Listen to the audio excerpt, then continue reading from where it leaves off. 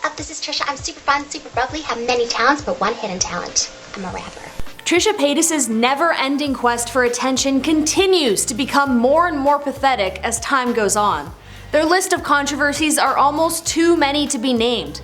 I'm honestly going to be mostly focusing on Trisha's present and future, both online and in their personal life. Their rise to fame was thanks to their joint effort at YouTube, modeling, and dancing, wink nudge, but their descent from fame was surrounded by mockery and disgust, turning Trisha into a laughingstock they're largely viewed as today. Trisha's life is a weird mixture of narcissism and total self-loathing. They toe the line between being obsessed with being talked about and absolutely hating the platform they've built for themselves. It's a little more than fascinating to watch, even if it is the equivalent of watching a train wreck. Now, just as a disclaimer for the purpose of clarity with this video, I'll be using they/them pronouns when referring to Trisha. There's a bit of confusion on what the pronouns actually are, with Trisha saying they go by he/him, she/her, and then they/them. Other times thanking people for using they/them, and then also calling themselves a girl. So to avoid all that hubbub, I'm just gonna use they/them because it's easier. Today we're focusing on the confusing life of Trisha Paytas. Tomorrow though, who knows? Actually, you do. Comment down below who you'd want to see on the next episode of Where Are They Now? And while you're down there, might as well just take a little jaunt over to the like button and just smack it right in the face. Now let's get on to it. Trisha Paytas was born in Riverside, California, a smallish city close to Los Angeles in the San Bernardino Valley. Their parents divorced when they were 3, and they relocated with their mom to a small town in Illinois where they spent most of their childhood. As a teen, Trisha moved back to California to live with their dad before moving back to Illinois to finish school. With school out of the way, 18-year-old Trisha Paytas officially moved back to Los Angeles to pursue acting. They appeared in music videos, lingerie modeling shoots, and worked as an exotic dancer to support themselves. In 2007, Trisha started their YouTube channel, originally dedicated to their idol Quentin Tarantino, before it pivoted towards primarily fashion, beauty, and relationship advice. Now, all this stuff is easy to find on Wikipedia and not new news, so I'd like to fast forward to right before Trisha began their infamous podcast with Ethan Klein.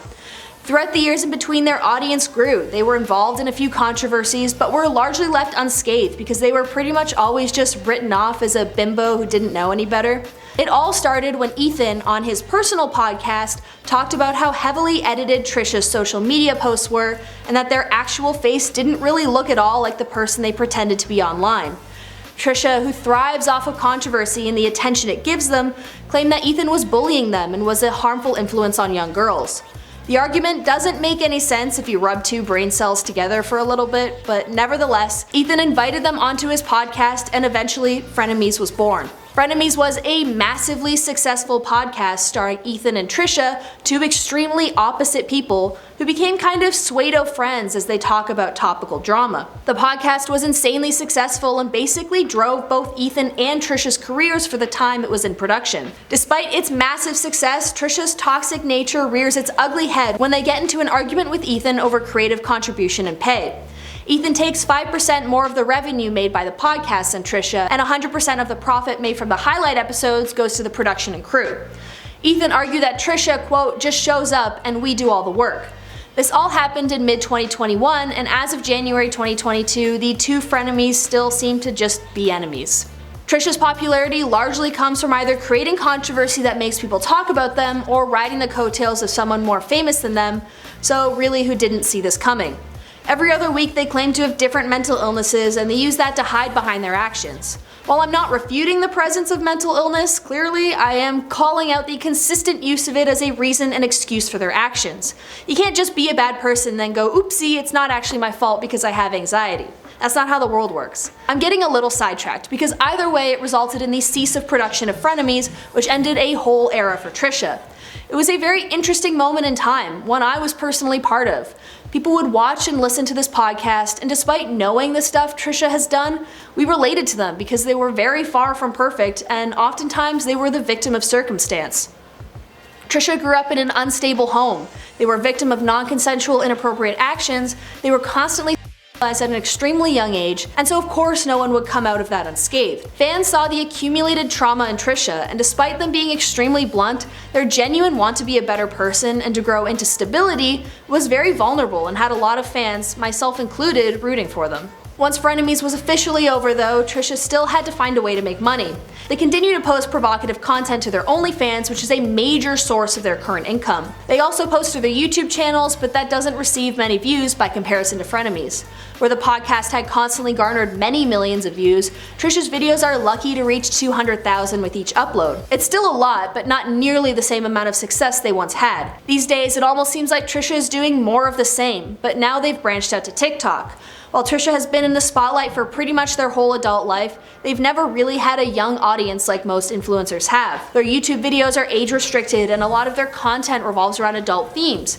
So really, TikTok is the first time that Trisha has actually interacted with a younger audience. Their TikTok following is also the most followers by a wide margin that they have on any platform, including YouTube. 6.5 million people follow Trisha there, while 5 million follow them on their main YouTube channel. Their new chapter of being a TikToker though comes with a whole host of problems that they haven't encountered before. Recently, they married their partner Moses, who by the way is Ethan Klein's brother-in-law, which I'm sure it must be the most awkward family reunion in the world. They got married twice, once in a traditional ceremony and once again more recently in Hawaii. While in Hawaii, Trisha goes on this hour-long rant about someone taking photos of them without their consent and the latest drama Trisha has created in the hopes of remaining relevant. They then go on TikTok to blast the person following Paytas, branding them as a stalker. I do think that their criticisms are the teensiest bit valid, but given how it's laughably hypocritical given their past actions of stalking Adam Sandler and ex-boyfriends, it's a little hard not to want to brush them off. Trisha's community on TikTok is one that they claim is, quote, experiencing a whole other world of fame since starting TikTok because of my whole new audience. Because they're getting way more views than TikTok, an app primarily used by kids, they're getting a lot more people coming up to them in public, which they state is something that they're not used to. I'm not gonna lie though, it is a little weird that Trisha has pivoted towards a largely young audience given how absolutely not kid-friendly their content still is. They frequently post about substance abuse, addictions, traumatic experiences, and drama rants, all to this audience of largely 9 to 16-year-olds.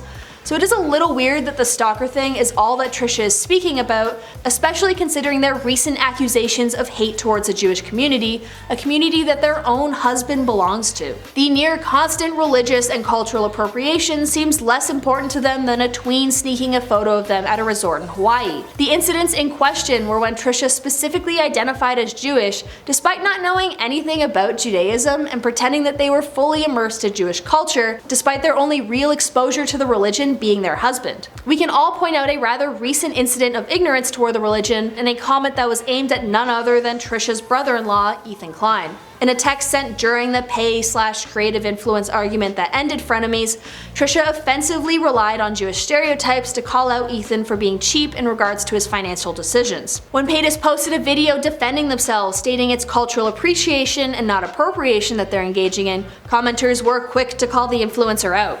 One TikTok user commented, quote, people aren't mad that you're exploring different religions, they're mad that you're treating them like viral trends. Back to the stalking thing. Did I mention that the stalker in question was a 14-year-old girl? Trisha has so far ranted for an hour about it on YouTube, posted multiple TikToks about feeling unsafe, and lectured their audience about boundaries, all because a 14-year-old girl took a photo of them at a resort. I mean, come on, Trisha, is nothing off limits in your incessant need to remain famous?